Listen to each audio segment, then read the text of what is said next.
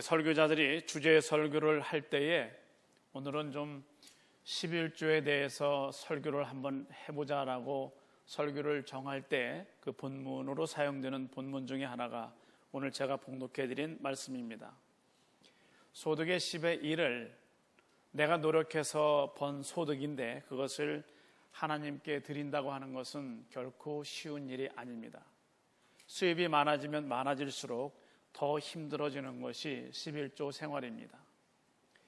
그런데 하나님께서는 유일하게 11조를 우리에게 말씀하실 때에 너희가 만일 이 예물을 제대로 드리면 내가 너희에게 복을 주는지 그렇지 않은지 나를 시험해 보라고 유일하게 말씀하신 대목이 바로 11조에 관한 말씀인데 말라기 3장 10절에 나와 있습니다.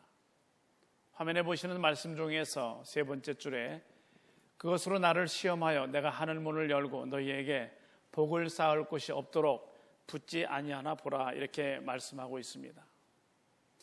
내가 번 돈이지만은 그 소득에 처음부터 10분의 1은 내 것이 아니라고 생각하는 것, 바로 그것이 11조 생활입니다. 설교 시작하면서 서두에서부터 헌금 얘기를 하는 것 같아서 여러분의 마음을 이미 혹시 닫으신 분이 계실지도 모르겠는데 이야기 하나만 해드리고 다른 주제로 넘어가려고 합니다. 한 사람이 하나님께 열심히 기도를 드리고 있습니다. 하나님 10만 불만 주십시오. 10만 불만 주시면 제가 어려운 일을 다 좀 해결할 수 있겠는데 10만 불 주시면 제가 반드시 10분의 1은 헌금으로 교회에 드리겠습니다. 아무리 기도를 해도 하나님이 주시지 않는 겁니다. 이 사람이 기도를 바꿨습니다. 하나님 저를 정 못 믿으시면 11조 미리 떼시고 9만 불만 좀 주십시오라고 열심히 기도하더라고 하는 이야기입니다. 사실 11조 생활을 한다고 하는 것은 쉽지 않습니다. 그런데 오늘 제가 봉독해드린 이 말씀은 사실은 제목에 있는 것처럼 복에 관한 말씀입니다. 복. 과연 오늘 말씀 속에서 중요한 부분은 멜기세덱이 아브라함에게 복을 빌어줬다고 하는 그런 내용입니다. 우리 여기 누구라도 상대방에게 복을 줄 수는 없지만 우리가 복을 빌어줄 수는 있습니다. 그를 위해서 복을 비는 겁니다. 이 말씀은 복이라고 하는 것이 어딘가로부터 우리에게 와야 하는데 그 복을 주시는 분을 우리는 하나님으로 정의하고 그렇게 믿습니다. 그러면 여러분이 받으셔야 하는 여러분의 복은 과연 여러분은 무엇을 복이라고 하겠습니까? 저 사람 참 복 받았구나. 복 많은 사람이구나. 무엇을 보고서 우리가 그 사람이 복 받았다 그렇지 않다라고 말할 수 있겠습니까? 성경을 통해서 본다면 땅에서 잘되고 장수하는 그런 정도의 의미가 복이라고 하는 말씀으로 볼 수 있습니다. 우리 전통 문화권에서 한자 문화권에 살고 있는 우리에게 복복자를 한자를 보여드리면서 잠시 설명을 드리면 우리가 복을 받는다고 하는 저 복의 의미는 밭에 뭔가가 높이 쌓여 있는데 그것은 신에게 추수하게 해주셔서 감사합니다라고 하늘 신에게 하늘 어딘가에 있을 것 같은 신에게 제사 지낼 수 있는 곡식단이 높은 것, 즉 수확이 많은 것, 그래서 또 감사하니까 또 신은 나에게 더 주시고 그래서 그 단이 점점 높아지는 것, 그것을 전통적으로 우리는 복이라고 그렇게 말해 왔습니다. 우리 한번 서로 옆에 분과 인사하겠습니다. 이렇게 한번 인사해 보십시오. 복 많이 받으십시오. 한번 인사해 보시기 바랍니다. 많이 할 때 조심하셔야 됩니다. 많이 이렇게 좀 비웃는 투로 말하면 안 됩니다. 우리가 복 많이 받으라고 할 때 그런 인사를 들으면 언제 들어도 자다가 흔들어 깨워서 복 많이 받으라고 얘기를 해도 그것은 우리가 싫지 않습니다. 복을 많이 받으라는데 싫을 사람이 없습니다. 복을 많이 받는다고 하는 말을 반대로 생각하면 우리의 삶은 누군가 우리에게 복을 주는 존재가 계셔서 그 받은 복을 가지고 그분의 의도에 따라서 수동적으로 살아가는 삶이 우리 인생이라고 하는 말 속에 복 받으십시오, 복 받는다, 복 받았다, 이런 말을 할 수 있습니다. 그러면 우리의 삶을, 사실은 내가 지금 살아가고 있지만 내 삶을 앞에서 능동적으로 끌어가시는 분이 계시는데 그분이 하나님이신 겁니다. 여러분도 그렇게 믿으십니까? 어떤 분은 아닌 분도 있습니다. 하나님이 힘드실 텐데 잠시 계시고요, 제가 좀 해보겠습니다. 내가 해볼 테니 필요할 때 하나님 제가 부르면 바로 와서 좀 도와주십시오. 그것은 옳은 의미에서의 크리스찬의 삶이 아닙니다. 크리스찬으로 살아가는 우리의 삶은 하나님께 우리의 삶의 가장 중요한 전적인 부분을 내어드리고 그분이 인도하시는 그 범위 내에서 하나님을 따라가는 삶, 그것이 바로 우리 크리스찬의 삶이고, 그러한 삶이 복받는 삶이 될 수 있습니다. 그렇다면 성경에서는 복에 대해서 어떻게 설명하고 있는지 살펴보겠습니다. 우리 창세기 12장 2절에서는 아브라함을 가리켜서 복의 근원으로 말씀합니다. 내가 너로 큰 민족을 이루고 내게 복을 주어 네 이름을 창대케 하리니 너는 복의 근원이 될지라 말씀합니다. 이 부분에 복의 근원이 될지라라고 하는 부분에서도 영어 성경은 You shall be a blessing 이렇게 표현합니다. 우리가 복의 근원이 된다고 하는 것, 그 사람으로 인해서 복이 시작되었다는 뿌리 근자입니다. 복의 뿌리가 아브라함으로부터 시작이 됐는데 오늘 이 말씀에 보게 되면 그 아브라함, 복의 근원이 된 아브라함에게 또 복을 빌어준 그 앞선 한 사람이 있는데 그 사람이 바로 오늘 성경에 나와 있는 멜기세덱입니다. 이 말씀은 창세기 14장 17절과 18절에 나와 있습니다. 멜기세덱에 대한 내용이 17절에 나와 있고 18절에서는 살렘 왕 멜기세덱이 떡과 포도주를 가지고 나왔으니 그는 지극히 높으신 하나님의 제사장이었더라 말씀합니다. 그런데 오늘의 본문은 히브리서입니다. 히브리서가 가지고 있는 별명은 구약의 주석이라고 하는 별명이 있습니다.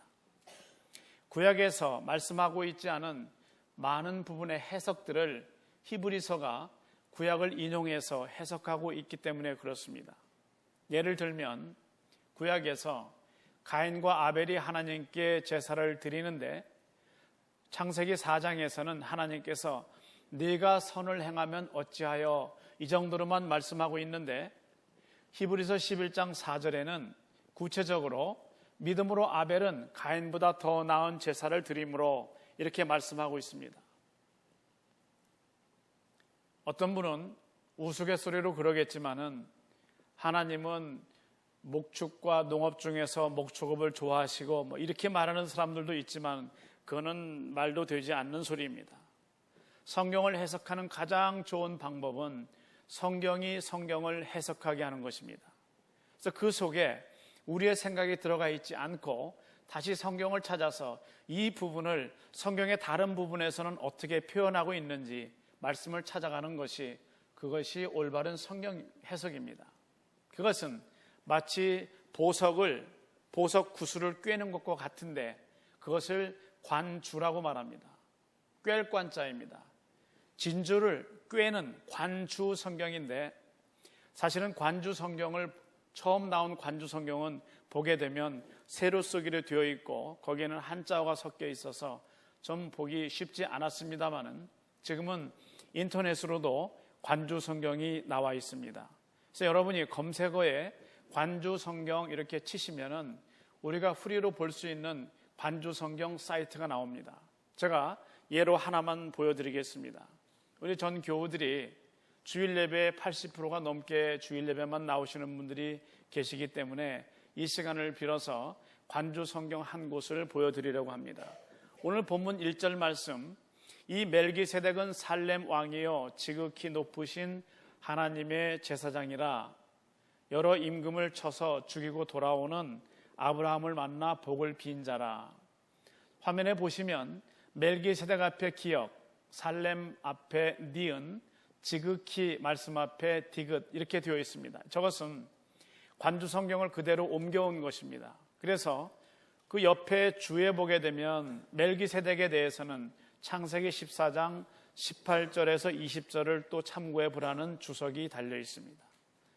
또 살렘에 대해서는 창세기 혹은 시편, 요한복음, 또 지극히라고 하는 단어를 찾아보게 되면 민수기 24장과 32장, 마가복음 5장에 지극히라고 하는 단어가 또 사용된 용례를 볼 수 있습니다. 그래서 저 부분들을 찾아가 보면 거기에서 지극히가 또 나아가고 또 나아갑니다. 마치 우리가 영어 공부를 할 때에 한영사전과 영한사전을 놓고서 왔다 갔다 하게 보면은 계속 그 사전만 가지고도 오래 우리가 뭔가를 할 수 있었던 것과 마찬가지입니다. 그래서 우리가 관주 성경을 본다고 하는 것은 오늘날 우리에게 얼마나 많은 성경 해석에 좋은 올바른 힌트를 주는 것인지 알 수 없습니다. 가능하시면 여러분들 성경을 계속 읽어 나가시면서 관주 성경을 통해서 어려운 부분들이 해석될 수 있으면 좋겠습니다. 다시 본문으로 들어가는데 오늘 본문 말씀에 나타나는 멜기세덱은 그야말로 신비한 인물입니다. 왜냐하면 말씀 그대로 그를 가리켜서 말씀하신 성경을 보게 되면 오늘 본문 3절 말씀입니다. 아비도 없고 어미도 없고 족보도 없고 시작한 날도 없고 생명의 끝도 없어 하나님 아들과 방불하여 항상 제사장으로 있느니라 말씀하고 있습니다. 그는 살렘 왕으로 소개가 되는데 제롬과 같은 신학자는 살렘을 가리켜서 갈릴리 바다 옆에 한 성읍이라고 그렇게 해석합니다마는 아마 예루살렘의 고대 명칭이었을 거라고 보는 해석이 더 많이 받아들여지는 지배적인 타당한 해석입니다. 멜기세덱은 이방인들 가운데서도 순수하고 올바른 신앙을 가졌던 가나안 사람, 가나안 왕이었을 거라고 짐작됩니다. 멜기세덱은 왕과 제사장 두 가지 역할을 잘 감당하던 사람이었습니다. 그런데 그에 대해서는 말씀처럼 시작도 끝도 없이 갑자기 족보가 나타납니다. 그리고 갑자기 사라지기도 하는데 이를 가리켜서 히브리서 기자는 신약시대 예수를 예표하는 자라고 멜기세덱을 설명하기도 합니다. 과거에 모든 신학이 모든 학문의 기초가 되었을 때 그때 논하던 정치 형태는 신정 정치였습니다. 신이 다스리는 정치, 신정 정치를 뜻합니다. 이 신정 정치는 거기에는 전쟁도 없고 기근도 없고 또 진정한 평화와 사랑이 넘치는 나라가 되기 때문에 신정을 이상으로 삼았습니다. 그런데 멜기세덱의 정치는 신정 정치를 닮은 정치 형태였습니다. 그렇기 때문에 이 멜기세덱은 복의 근원인 아브라함에게 복을 빌어줄 수 있었습니다. 우리말에 빌어먹다라고 하는 뜻이 있는데 그 말이 있는데 그 말의 뜻은 살 길이 없어서 남에게 거저 얻어먹다라고 풀이하고 있습니다. 이 빌어먹다는 말은 동사로도 쓰이지만 가끔 감탄사라도 쓰입니다. 감탄사는 오, 와 하는 그런 감탄사도 있지만 빌어먹을 그것도 감탄사로 쓰일 수 있습니다. 감탄사로 이렇게 쓰일 때에 이 말은 욕할 때나 혹은 무슨 일이 뜻대로 안 될 때 감정을 나타내는 말, 이렇게 빌어먹다는 말을 소개하고 있습니다. 그래서 남으로부터 뭔가를 우리가 빌어먹는 것은 수치스러운 거지만 우리가 누군가에게 빌어줄 수 있는 것, 누군가를 내 것으로 도와줄 수 있는 것은 복을 받았다고 하는 증거가 될 수 있습니다. 저는 오늘 말씀에서 멜기세덱이 아브라함에게 복을 빌어주었던 그 멜기세덱의 상황이 바로 말씀을 들으시고 하나님 안에 신앙하시는 여러분들의 그 복스러운 상황이 될 수 있기를 바랍니다. 빌어먹는 거지가 우리에게 손을 내밀고 있습니다마는 우리가 그에게 적선을 하게 되면 가끔 그들이 그렇게 말합니다. God bless you 이런 얘기를 하죠. 당신 복 받으십시오 그럽니다. 우리는 돌아서면서 당신이 나보다 더 많은 복을 좀 받아야 되겠는데 그렇게 생각하지 않습니까? 복 받는다고 하는 것은 누군가 우리에게 복을 빌어줄 때에 나에게 복을 빌어주는 그 사람이 나보다 더 나은 환경에 있을 때에 우리는 뭔가 더 신임이 가고 믿을만 합니다. 여러분이 속한 직장이나 혹은 단체에서 남들에게 복을 빌어줄 수 있는 그런 풍성한 넉넉한 복받은 분들이 될 수 있기를 바랍니다. 그것은 여러분들이 복을 받았다고 하는 증거가 될 수 있습니다. 우리 크리스찬들은 바로 오늘 말씀에 아브라함이 복의 근원인데 그를 향해서 복을 빌었던 멜기세덱처럼 우리가 누구를 향해서라도 복을 빌어줄 수 있는 사람이 될 수 있을 때에 우리는 그야말로 복을 받은 사람이 될 수 있습니다. 우리의 입술에는, 크리스찬의 입술에는 창조적인 능력이 있기 때문에 여러분의 입술로 부정적인 이야기, 욕된 이야기보다는 좀 긍정적인 이야기, 뭔가 좀 키우는 이야기, 그리고 살려주는 그런 말이 여러분의 입술을 통해서 계속 되어질 수 있기를 바랍니다. 지금 말씀드리고 있는 이러한 내용들을 모두 한마디로 요약하면 복 받는다 이런 뜻입니다. 우리가 이 땅을 살아가면서 복을 받는 것은 매우 중요합니다. 그러나 더 중요한 것이 있다면 그 받은 복을 누리는 복이 정말 복이 아닌가 싶습니다. 장례식에 가보면 대개 돌아가신 연세하고도 좀 비례하지만은 많은 유족들이 대개 그런 말들을 합니다. 고생 많이 하셨고 이민 와서 고생 많이 하셨는데 이민 생활 힘든 부분 다 지나고 이제 좀 살만한데 돌아가셨다고 많이 슬퍼합니다. 우리는 받은 복도 중요하지만 그 받은 복을 어떻게 누리느냐라고 하는 것, 그것도 매우 중요한 복입니다. 내가 내 신앙을 하나님 앞에서 고백하고 또 함께 한 가족으로 살아갈 수 있는 좋은 교회를 만나는 것, 그것도 우리에게는 큰 복이 될 수 있습니다. 그리고 좋은 이웃을 만나는 것, 또 좋은 부모와 좋은 자녀를 만나는 것, 또 내가 일평생 즐기며 일할 수 있는 좋은 직업을 만나는 것, 평생 사랑하며 서로 협력할 수 있는 좋은 배우자를 만나는 것, 이 모든 것은 얼마나 큰 복인지 알 수 없습니다. 우리가 설교 후에 부를 찬송가 489장 가사는 이렇습니다. 세상 모든 풍파 너를 흔들어 약한 마음 낙심하게 될 때에 내려주신 주의 복을 세어라. 주의 크신 복을 내가 알리라. 받은 복을 세어 보아라. 크신 복을 내가 알리라. 받은 복을 세어 보아라. 주의 크신 복을 내가 알리라. 실제로 여러분이 얼마나 많이 복을 받은 사람인지를 깨닫는다고 하는 것은 여러분의 신앙이 그만큼 성숙했다고 하는 그런 의미가 될 수 있습니다. 서로 부부가 화목하고 건강한 가운데 살아갈 수 있는 것은 얼마나 큰 복인지 알 수 없습니다. 여러분 자신은 무엇을 복으로, 그리고 그 복을 누리는, 내가 지금 복을 누리는 가운데 있다라고 할 때 우리는 그것을 행복 혹은 행복감이라고 표현합니다. 여러분은 어떨 때 행복하십니까?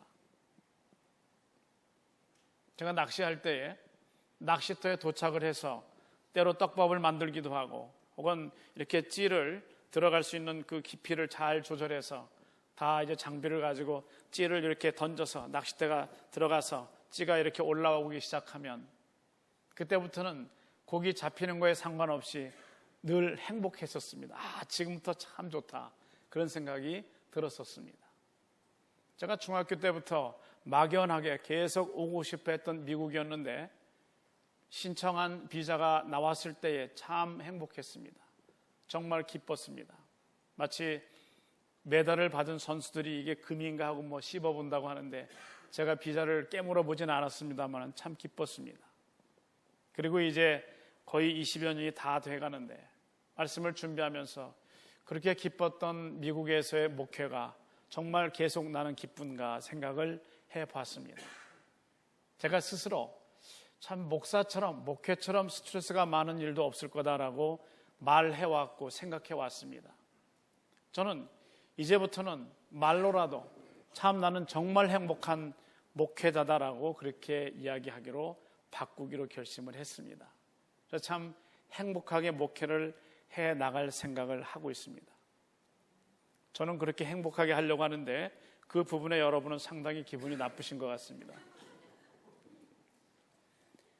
앞으로 제가 어디에서 목회를 하든지 적어도 10년이 좀 넘게 남아있는 그 목회 기간을 앞으로도 10년 넘게 목회를 할 텐데 계속해서 마음의 스트레스를 받고 불편하게 일을 한다면 그것은 저 자신에게도 그렇고 저와 함께 일하는 모든 교우들에게도 그것은 결코 기쁜 일이 되지 못할 것이라고 생각이 되어서 제가 늘 설교해왔던 행복은 여러분의 마음속에 있습니다라고 하는 그 생각들을 제가 깊이 생각하면서 다시 찾아오기로 마음을 먹었습니다. 그래서 목회하는 동안에 정말 즐겁게 행복한 마음으로 목회하려고 생각을 하고 있습니다. 장샤오헝이라고 하는 분이 느리게 더 느리게라고 하는 책으로 이름으로 번역된 책을 썼는데, 그분은 하버드 대학에서 행복학 강의로 아주 이름을 날리고 있는 샤하루 교수, 유대인 교수인데, 그 교수의 강의를 바탕으로 해서 그 책을 썼습니다. 샤하루 교수가 얘기하는 일의 구분이 세 가지가 있는데, 하나는 생계를 위한 일, 즉 먹고 살기 위해서 할 수 없이 하는 일. 두 번째는 성공하기 위해서, 내가 성공할 때까지만 이 모든 것을 참자, 수모도 견디자.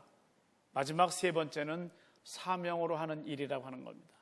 사명으로 하는 일은 내가 이 세상에 태어난 목적이 이것인데 라고 깨닫기 때문에 거기에서는 어떠한 값어치를 치루어도 괜찮은 행복감을 줄 수 있는 것이 바로 사명으로서의 그 일입니다.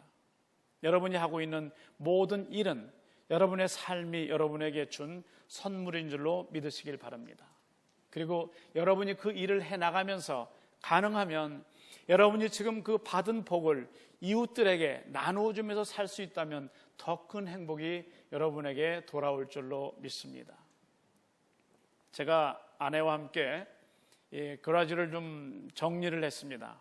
정리하면서 좀 가능하면 좀 깔끔하게 좀 좁게, 그러니까 넓게 그라지를 좀 그렇게 사용하자 싶어서 그라지를 정리를 하는데, 계속 여러 번 정리할 때마다 버리지 못한 것이 몇 가지가 있었는데 그 중에 하나가 테니스 가방이었습니다. 제가 테니스를 할 때 정말 열심히 했었는데 발가락에 좀 무리가 와서 쉬고 있었는데, 그 가방을 열어보니까 제가 아끼는 테니스 라켓이 몇 개 들어있었습니다. 좀 비싼 것도 있고 뭐 아주 제가 아끼는 것들이 있었는데, 생각해보니까 후레손에 와서 한 번도 열어보지도 않았더라고요. 정리할 때만 한 번씩 열어보고 언젠가 써야지 했었는데, 그래서 제 아내가 그 정도면 그냥 좀 한번 어디 그들이나 어디 좀 갖다 주라고, 그 말을 들으면서 그래도 아쉬운 마음에 열고 괜히 좀 휘둘러 봤습니다. 그리고 저는 과감하게 그들에 갖다 줬습니다. 아직 쓸 수 있는 라켓이기 때문에 누군가는 그것을 가지고 테니스를 할 수 있을 텐데 생각이었습니다. 그리고 또 한 가지 걸리는 것은 자전거였습니다. 자전거가 아직도 탈 수 있는 그런 자전거인데 생각해 보니까 지난 몇 달 동안 전혀 탄 적이 없었습니다. 차라리 지금 누구를 줘야 그 사람이 탈 수 있을 텐데 하는 마음으로 그것도 갖다 줬습니다. 몇 가지를 갖다 주면서 마음속에 좀 나눈다라고 하는 그런 생각이 제 마음속에 들면서 그것은 작은 행복을 저에게 주는 것이었습니다. 가능하면 여러분이 받은 행복을 여러분도 누리고 여러분 배우자와 가족들이 함께 누리지만 그것을 할 수 있다면 이웃들에게도 나누어 줄 수 있는 더 큰 행복이 여러분들에게 있을 수 있기를 바랍니다. 별로 아멘 없을 줄 알았습니다. 내 것을 주는 건 쉽지 않거든요. 하나님의 사랑이 어떤 것이냐고 저에게 묻는다면 저는 그것은 우리로 하여금 배 아프게 만드는 것이라고 이런 이상한 대답을 저는 하겠습니다. 저 사람은 많은 사람들을 좀 억울하게 하고 다니면서 여기저기 그냥 싸움만 붙이고 남의 돈을 저렇게 좀 착복하고 하는데 저 사람 좀 매를 맞았으면 좋겠는데, 그런데 하나님은 그에게도 살 수 있도록 해주시고 그의 가정이 계속 이어져 나가는 걸 보면서 가끔 우리의 배가 아픕니다. 왜 저렇게 저 사람은 그래도 우리가 볼 때 잘 될까? 이런 걸 보면서 아픈 배를 움켜쥐고 하나님께 기도하면서 이제는 배 아픈 것이 없어지는 그런 경험을 할 수 있다면 그 배 아파진 것이 나아지는 경험을 하는 순간부터 여러분은 한 단계 훨씬 올라간 성숙한 크리스찬으로 바뀐 것을 여러분 믿으시길 바랍니다. 그것이 바로 성숙한 우리의 모습이고 내가 받은 복을 누리는 것입니다. 바로 그것을 우리는 성화라고도 말하는데 그 성화의 과정, 그 sanctification, sanctify 돼가는 그 과정을 통해서 우리가 점점 예수 그리스도를 닮아간다고 하는 의미가 있습니다.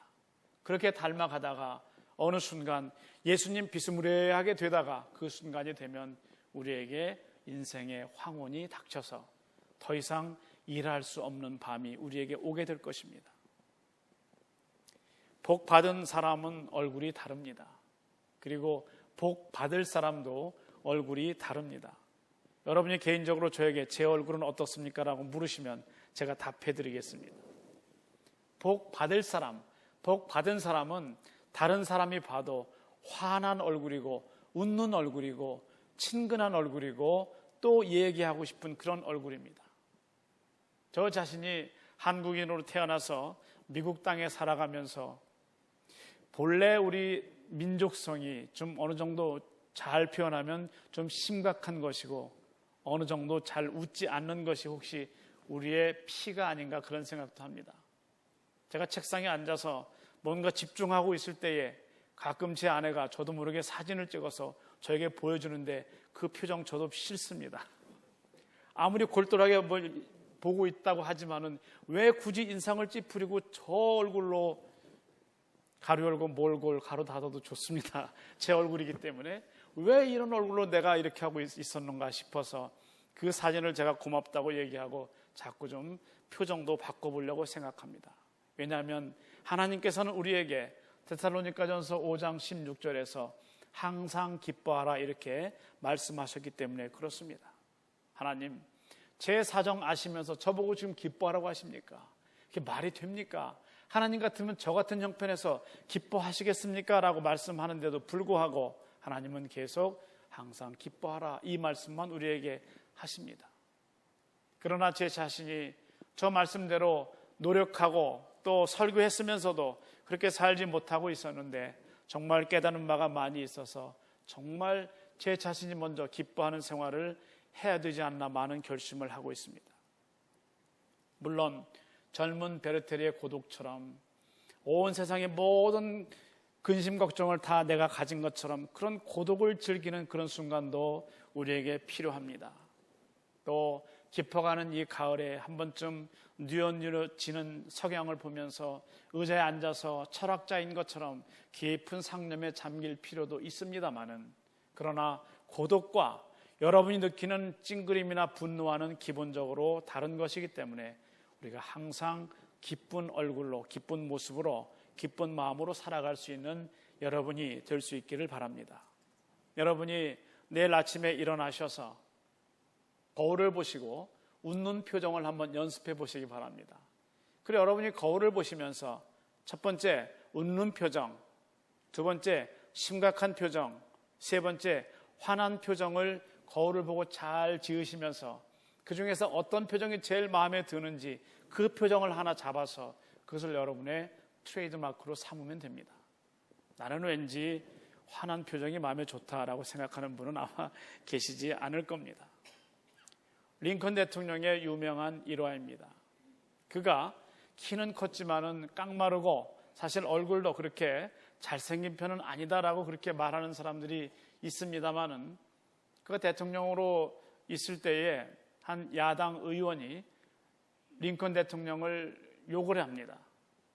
단상에 나와가지고 당신은 이중인격자입니다. 정말 당신은 두 얼굴을 가진 사람입니다라고 얘기를 했을 때에 링컨 대통령이 나와서 특유의 유머 감각으로 이렇게 대답합니다.